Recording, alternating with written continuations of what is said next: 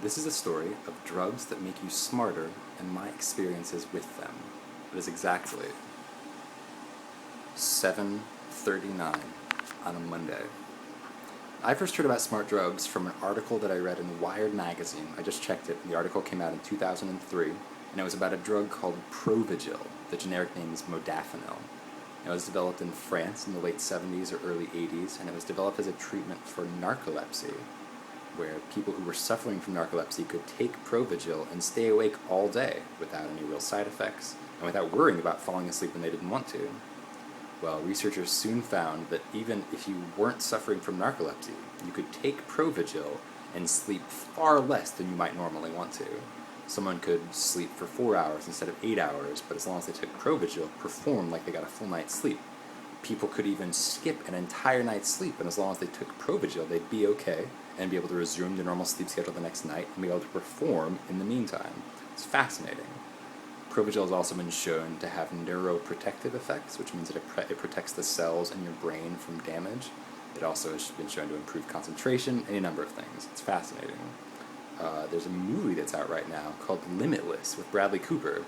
And the movie is completely science fiction. It's ridiculous. It's the premise where you only can access 20% of your brain, but you can take this pill and unlock the other 80%. This wives' tale that it persists, that somehow you don't access all these parts of your brain that are just a click away from being able to be a superhuman, super processor of information. It's silly.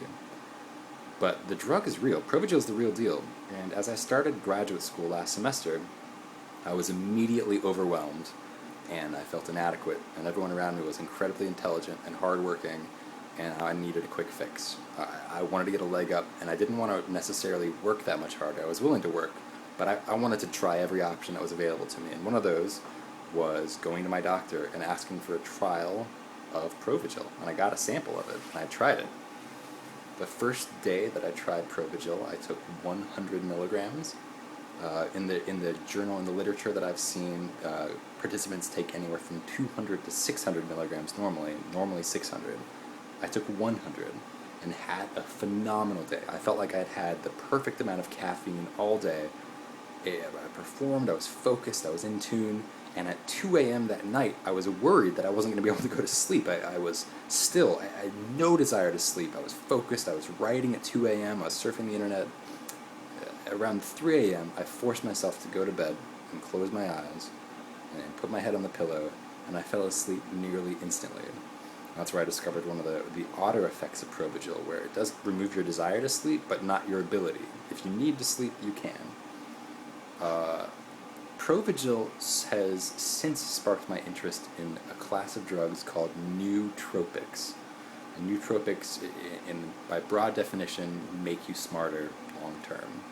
They're drugs that they're meant to have very low toxicity and are meant to be taken for a long period of time, and claim to improve anything from short and long-term memory to concentration to problem-solving ability.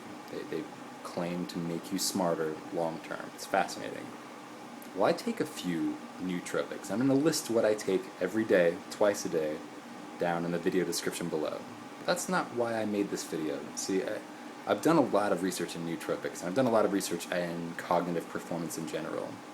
And three things kept popping up in the searches, far more than any obscure Russian or French pill or powder that claims to make you smarter. There are three things that are proven time and time again, and you know what they are, and I knew what they are, that make you smarter and make you perform better.